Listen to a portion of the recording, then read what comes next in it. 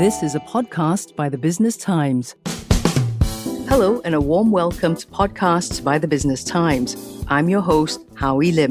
Now, sustainability will continue to play an increasing role in how investors' portfolios will shape up in 2022. But when talking about sustainability and the climate crisis, the healthcare sector isn't one that automatically comes to mind. But given everyone will need healthcare at some point in their lives, it really should be. The broken healthcare investment model with unsustainable prices warrants a relook before taking the plunge and cashing in on a mega trend in healthcare investment, which is gathering pace. We speak to Nathalie Flury and Michael Schröter, co-heads of Sustainable Healthcare Equity at HSBC Global Asset Management, for their insights. This episode is brought to you by HSBC. Nathalie and Michael, welcome to the show. Hello, Howie. I'm very glad to be on the show today. Hi, Howie. Thanks very much for the invitation. Happy to have you. So first, talk to us about what's going on with the current healthcare investment model. Why is it broken, and why does it need to be relooked? We understand those unsustainable prices is a big issue. I mean, no investor likes to hear elevated prices. Well, the healthcare business model is based on innovation. Everybody wants to have the latest and best treatment. Over the years, industry has developed and brought to market fantastic innovative therapies, which deliver great clinical benefits to patients. However, along with that innovation came also higher prices. Today, budgets of healthcare systems are stretched to a maximum, thus forcing payers, be that governments or insurance companies, to make trade-off decisions on what they reimburse and how much they reimburse. In turn, this directly impacts top and bottom line of companies. So put another way, customer needs have changed from just asking for improved clinical benefits to improved clinical benefits delivered in a way so that total or overall cost to treat a patient remains affordable for payers. That is key, as it does not necessarily mean products need to be cheap or less profitable.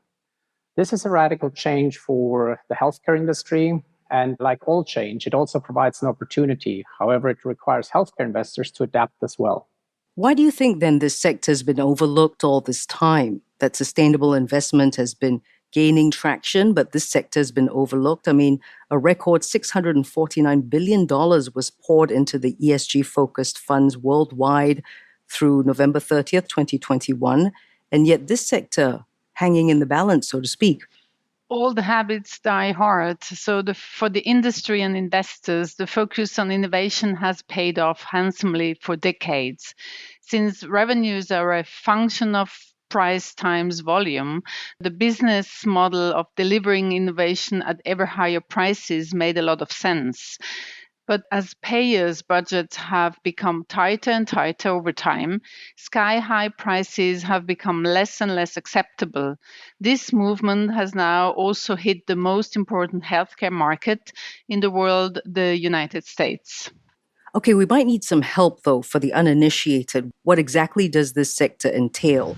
Could it possibly just be, for example, if we're talking about cloud stocks, it's really tech stocks? So is it just a case of a rose by any other name would smell as sweet? What goes on in this sector? So the healthcare sector is a very large sector, representing today around 13% of an MSCI World Index that has demonstrated strong outperformance over the long term compared to general indices. And in this case, plus 80% compared to the MSCI World Index over the last 10 years.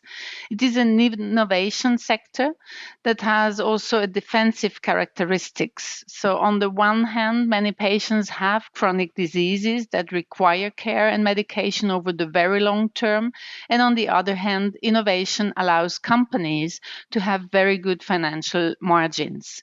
So today, 75% of the newest therapies have been developed by the mid-cap companies of this sector. As we have seen, the various vaccines against COVID, for example, were developed by companies in the field of life sciences, so the biotech companies of the sector. The US are still today the biggest pharma market in terms of dollars, followed by China.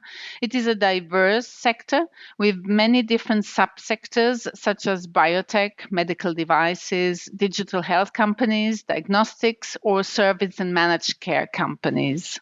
Obviously, we would hope that people were investing already, but now is the best time. Why? Maybe you could tell us, because actual people and patients are being affected by this neglect, aren't they? Absolutely, Howie. We have now reached a tipping point now that the affordability issue in healthcare has reached the US. Currently, over 40% of patients in the US do not receive the necessary therapy or do not receive enough of a therapy to manage their disease appropriately. Payers in the US take action and pressure companies to deliver innovation, which at the same time helps keep overall healthcare costs in check. While in other parts of the world, the affordability issue has been present for some time, now that US payers heavily restrict access to therapies, industry has no other choice but to act. So some companies have been at the forefront already of this trend and are now benefiting from it, while others still continue operating along the old business model. The latter are being hit hard by access restrictions imposed by payers, and stock markets react accordingly. So coming back to your question, why now? I mean, as said, we have reached a tipping point where successful healthcare companies have and continue to adapt to this new environment. By doing so, these companies address the clinical need for better therapies, but also the societal need for this innovation to not break the bank. That is sustainable healthcare. Companies building their business model around sustainability in that sense benefit not only financially, but also have a social impact since patients do have full access to and the benefit of such therapies or services. Find us on Apple, Spotify, Google Podcasts, or via the Google Voice Assistant and Amazon Alexa-enabled devices. And now back to our podcast episode. Back to our conversation with Nathalie Flury and Michael Schröter, co-heads of Sustainable Healthcare Equity with HSBC Global Asset Management, about sustainable healthcare investment. This episode is brought to you by HSBC. So we've covered why we should get involved now, if not already. What's been hindering, you think, awareness and healthcare systems changing to this branch of sustainable healthcare investing? Yes, correct, Howie. So the process from access to medicine at almost any price to a more value-based medicine has taken many years and was not immediately recognized as an important phenomenon by investors. So total healthcare expenses represent today, for example, 19% of GDP in the US, around 12 to 14% in Europe. Healthcare expenses have doubled in the last 10 years. Most probably, they can't again double in the next 10 years. So as budgets in the United States, but also in Europe or elsewhere in the world, are more tight, insurances and governments that have to pay for these expenses had to adjust their budgets over the last 5 to 6 years and ask the healthcare industry for more data, proving not only the efficacy of the products, but also the possibility to reduce overall healthcare costs. How, though, will you convince investors to focus more on being value-driven in this space rather than price and profit-driven? The woke investing movement, not quite there yet, I think. Very good question, Howie. Revenues are basically a function of a number of units of a product a company is selling times its price. In the old model of healthcare, cranking up the price resulted in increased revenues. But in the world of constrained healthcare budgets we live in today, where payers are forced to impose access restrictions, companies can easily find themselves in a situation of having a high-priced product, but which is not being reimbursed. These companies might have a super high price, but without reimbursement, hardly any sales are achieved. So as a company and as an investor, I much prefer a situation where a company has solid unit sales, times the price which is acceptable to payers, as compared to 0 unit sales times a sky-high price. Or put another way around, in a budget-constrained healthcare environment in which we live and are likely to live in for the foreseeable future, a value-driven approach is much more favorable, both from a financial as well as from a societal aspect, as compared to price maximization approach. Also, the areas of sustainability and innovation that you're focusing on, those are hard to define. They're both very subjective, or at least there aren't yet agreed upon markers and criteria on which everyone can agree and adhere to. So tell us how investors then can be assured, the woke ones, for example, that these investment vehicles, including those in healthcare, are what they claim. Certainly, Howie. So there can be, yes, a certain confusion since different fund providers use different sources. More and more, when talking about sustainability in healthcare, it's not only about ESG, but also about outcome measurements and real-world data. So we use different sets of data banks for either the innovation part and or the sustainability aspects of our companies in the strategy.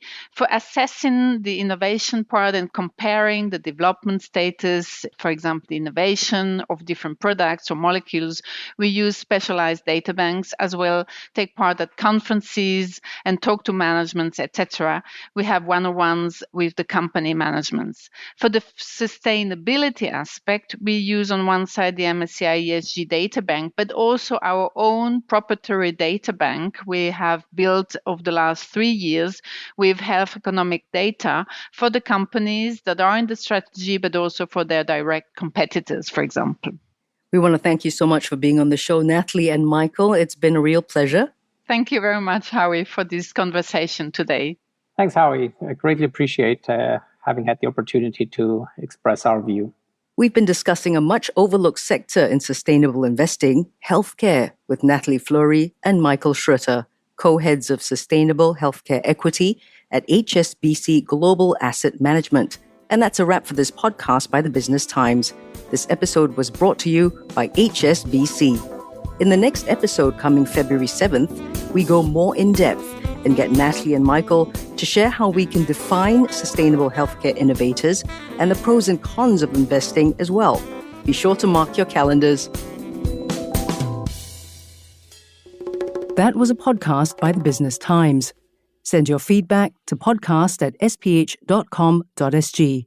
Find us on Apple, Spotify, Google Podcasts, or via the Google Voice Assistant and Amazon Alexa-enabled devices. For more podcasts by the Straits Times, the Business Times, and Money FM 89.3, you can also download the Audio by SPH app. That's AWEDIO.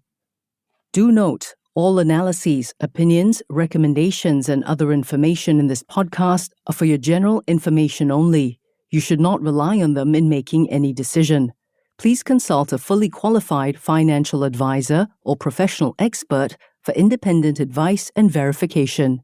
To the fullest extent permitted by law, SPH Media shall not be liable for any loss arising from the use of or reliance on any analyses, opinions, recommendations, and other information in this podcast.